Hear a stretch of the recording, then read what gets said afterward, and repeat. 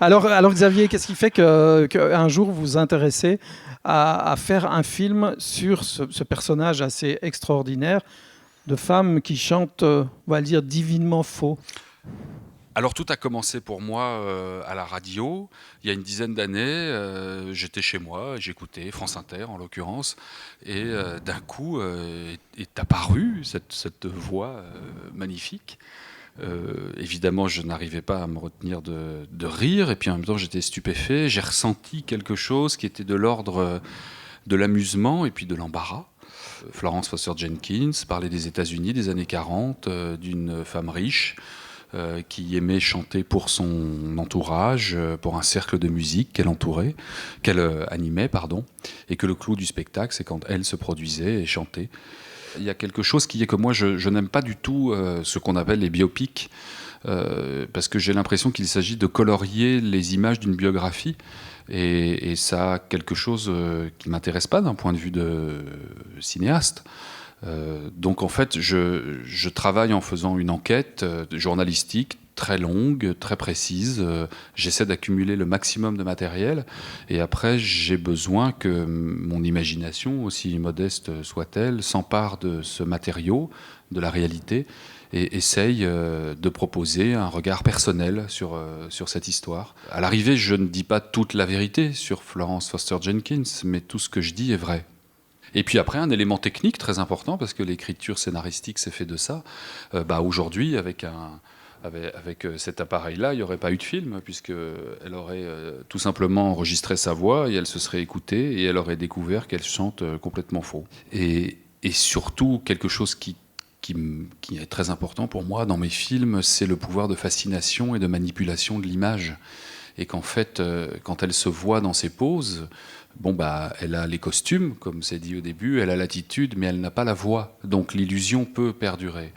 Elle habite un espace mental, féerique, mythologique, avec des sublimes cantatrices, mais elle ne s'entend pas chanter. Vous avez un sens du détail avec un certain, peut-être, sadisme auditif. L'idée du pan qui vient nous casser les oreilles pendant tout le film, ça, j'ai trouvé particulièrement diabolique. Caruso. Il y a eu un hasard extraordinaire de drôlerie, c'est que, moi j'ai eu l'idée du pan, j'ai tourné à Prague, et tout le monde a des pans dans les châteaux. Donc j'étais très étonné quand je faisais les repérages, il y avait des pans partout. Et puis après, au moment du tournage, je voulais un pan. C'est un animal d'une connerie, mais une poule, c'est un labrador à côté, vous voyez, c'est un truc invivable pour un réalisateur sur un tournage, c'est méchant. Elle était pétrifiée d'angoisse, Catherine, parce qu'il a un bec et il projette son bec comme ça. Je ne vous raconte pas tout ce qu'il dégage dès qu'il a peur. Et en plus, on n'a pas été foutu d'en trouver un avec une roue. Une roue. Ah. Donc on avait des pauvres...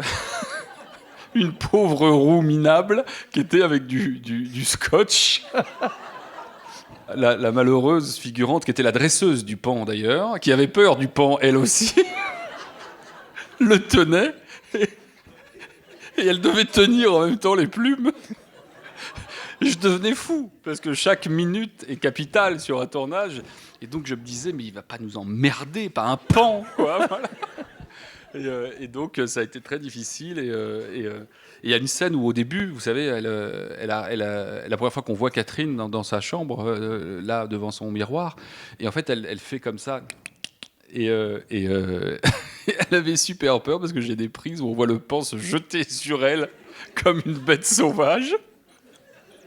Et voilà, et donc après, il a fallu faire avec cet animal qui est curieux. Il y a un truc vraiment étonnant, c'est que donc la première fois où on voit le pan, dans les paroles du morceau de Léo Delibes du duo des fleurs qu'on entend au début, le pan apparaît au moment où dans les paroles il est question d'un oiseau.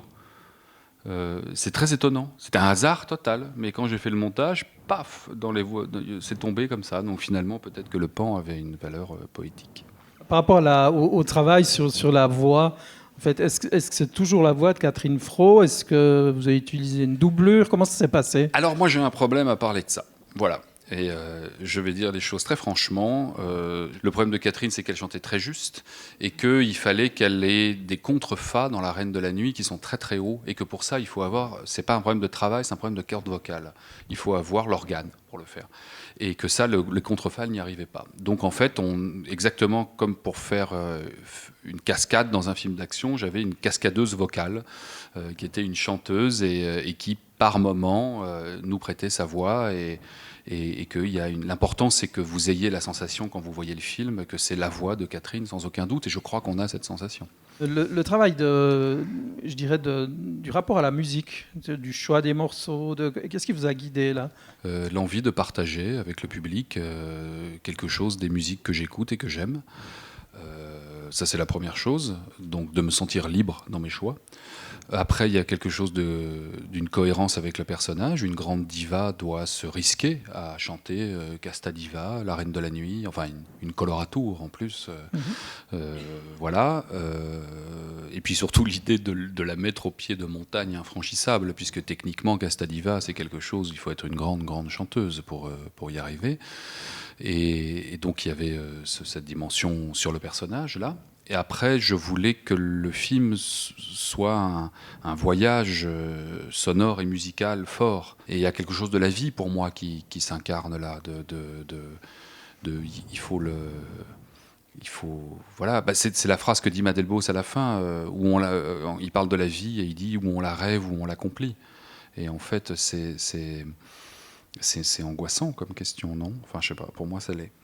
Voilà. Merci beaucoup merci de votre... à Xavier Giannoli.